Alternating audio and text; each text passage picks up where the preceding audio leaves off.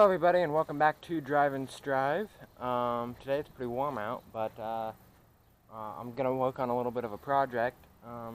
So this here, I just bought this a little over a month ago. This is my 94 Silverado.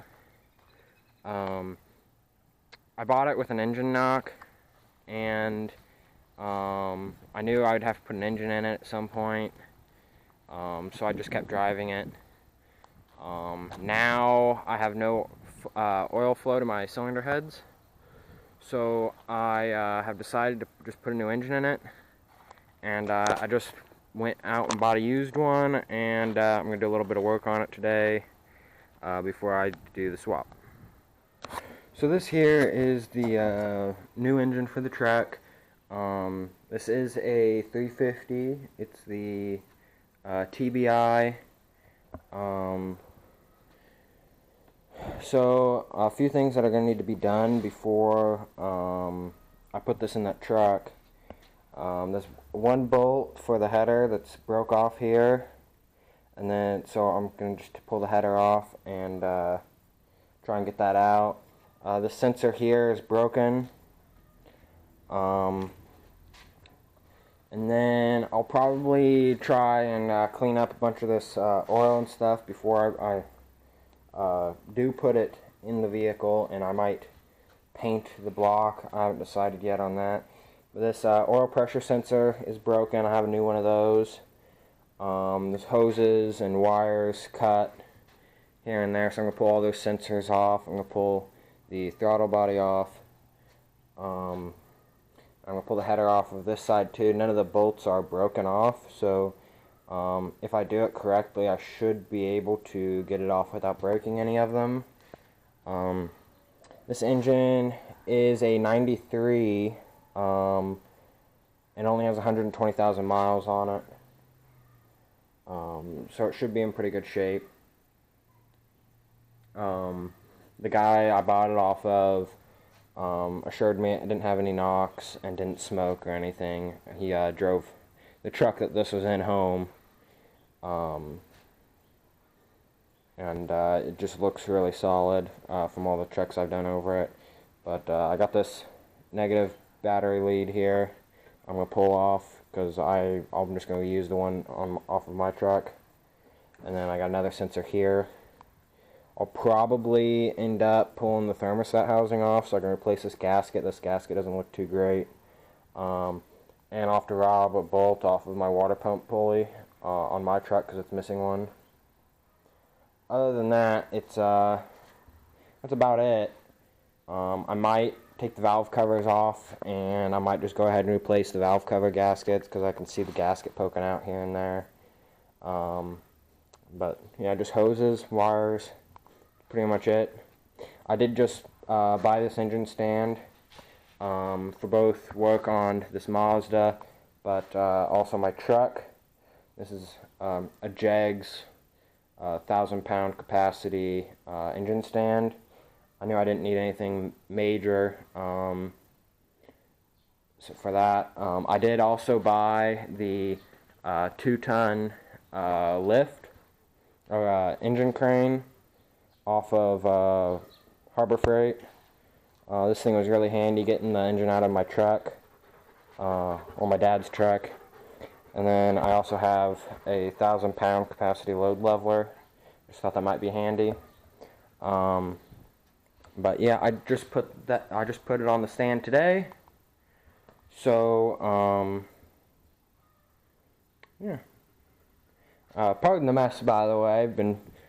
We just moved this in here, and we haven't really gotten a chance to move stuff back around. But I'm gonna go ahead. I'm gonna pull off all these wires and stuff. I did soak all the studs on the manifold here with some WD-40 because I didn't have any PB blaster. So I'm going to let that soak probably at least overnight before I try and pull those studs off. I'll probably soak them again here in about an hour. So yeah, let's just get to it.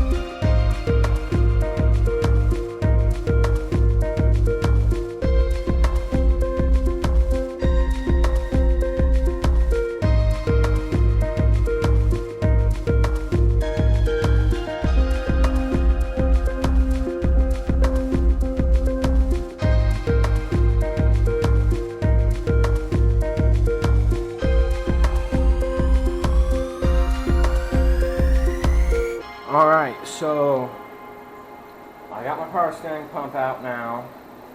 I finished pulling off the bolts on the headers, so all my headers are free now. Now what I'm going to do, I'm going to take the spark plugs out.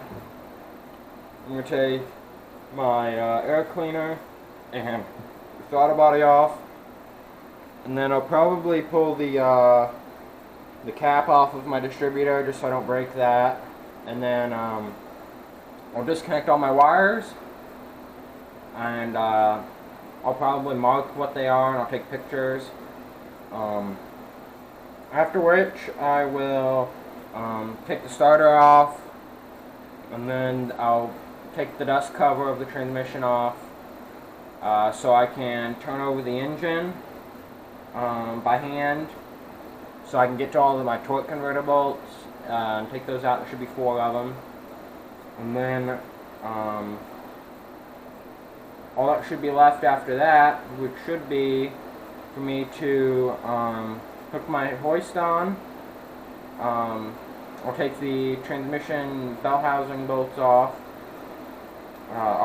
of the engine, and then just take the engine mount bolts out.